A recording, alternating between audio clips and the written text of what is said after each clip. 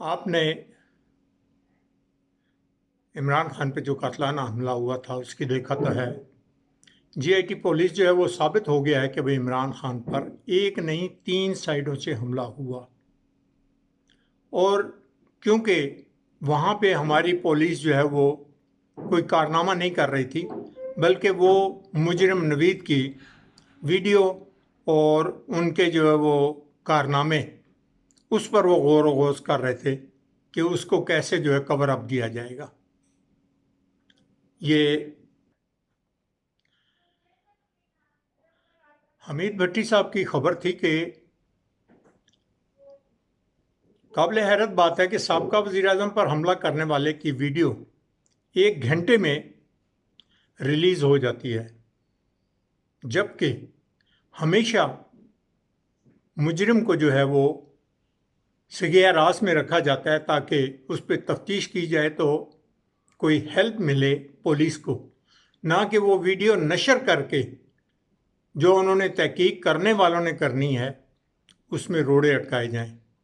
और ऐसे ही फिल्म बना के एक नहीं दो दो बना के नशर करना, ये पुलिस के किरदार को, उसका बिहेवियर उजागर करते हैं। और वो डीपीओ का आपने देखा ही होगा कि वो अपने मोबाइल से कैसे बना रहे हैं और कैसे उसे पैक करके अपना बंडल तैयार कर रहे हैं। अपनी फाइल उन्होंने तैयार की है।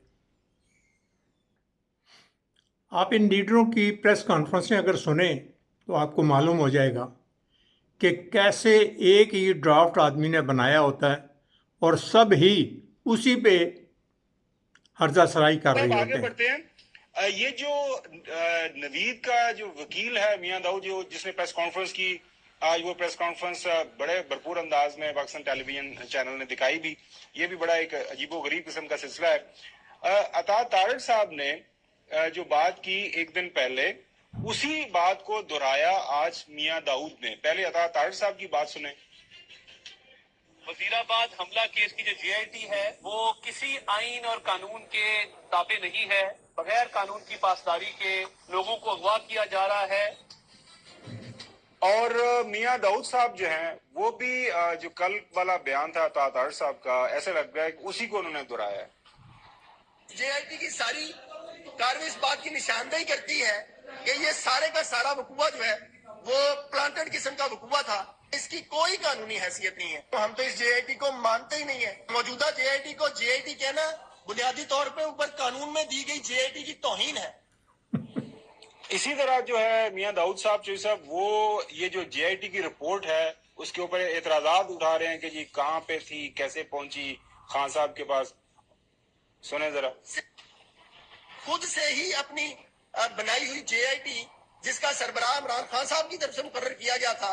अहम बात यह है कि जेआईटी की वो रिपोर्ट जो है वो इमरान खान साहब के पास कैसे पहुंच गई, फवाद चौधरी साहब के पास कैसे पहुंच गई। वो अभी अदालत में तो सबमिट नहीं हुई, लेकिन वो वहां पर पहुंच जाती है। और राणा साहब ने भी कोई इसी तरह मिलती जुलती बात की, लगता है वो दोहरा रहे हैं ये भी बात उनकी। वो जीआईटी की रिपोर्ट जो है वो अभी तक कानो कान खबर नहीं हुई और फवाद चौधरी साहब को वो पूरी रिपोर्ट मिल गई है। तो ये बताएं कि वो जीआईटी जो है वो अदालत में रिपोर्ट पेश करती, वहां से कुछ कॉपी ले लेता। ये फवाद चौधरी साहब को जो है वो किसने दी है? अच्छा, अगला जो आप कनेक्शन है, मुमासलत जो साहब जो वर्ड में बोलना चाह रहा था वो ये है कि राणा सनाउल्लाह साहब भी कह रहे हैं कि जी बंदा इको ही सी। जो साहब, अब आपने देखा होगा कि कितनी मिसालत है इन सारी बातों में कि ये सब एक ही ड्राफ्ट पे जो है ना वो बातें कर रहे हैं। इससे साबित होता है कि ये सारा कुछ ये बाकायदा प्लान करके फिर बोल रहे होते हैं। इसमें अब चंद बातें जो है ज़रा गौर तलब हैं कि मुझ जैसा एक आम नॉर्मल आदमी जिसकी कोई अप्रोच नहीं, कोई सोर्स नहीं, वो तो अगर वावेला करे तो उसकी बात मानी जाती है।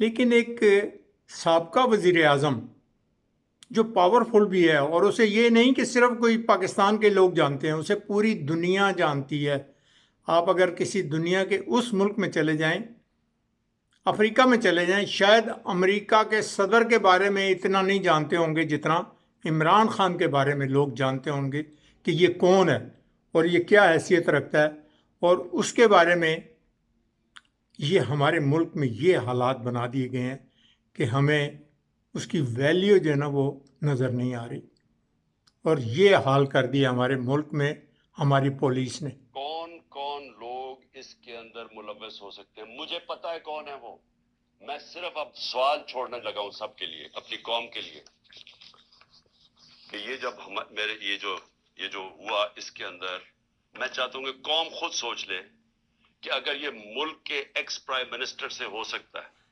تو باقی قوم کے اندر لوگوں کی کیا حیثیت رہ گئی۔ یعنی جب ہم قانون کی حکمرانی کی بات کرتے ہیں تو اس کا مطلب یہ ہوتا ہے کمزور اور طاقتور ایک ہی قانون سب کے لیے۔ تو یہاں تو اب واضح ہو جانا چاہیے کہ اگر ایکس پرائم منسٹر اور سب سے بڑی پارٹی کے سربراہ اگر اس سے زیادہ طاقتور لوگ ہیں تو وہ بھی نہیں انصاف لے سکتا۔ جو زیادہ طاقتور ہے ان کا رول چلتا ہے، جنگل کا قانون ہے پاکستان میں۔ تو میرے آپ سوال ہیں، میں سب سے پہلے پھر شروع کرتا ہوں، ویڈیو کس نے بنائی جس میں یہ بتایا چن کے چیزیں جمع کر کے بتایا گیا جی عمران خان نے توہین مذہب کر دی؟ وہ کون تھے؟ وہ کون سا ادارہ تھا؟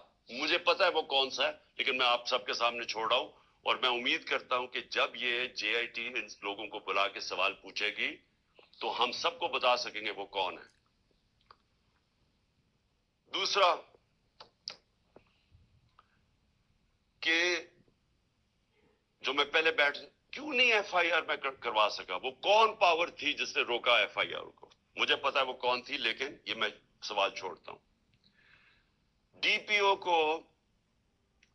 پی او گجرات کے اوپر تو میرے دو سوال ہیں۔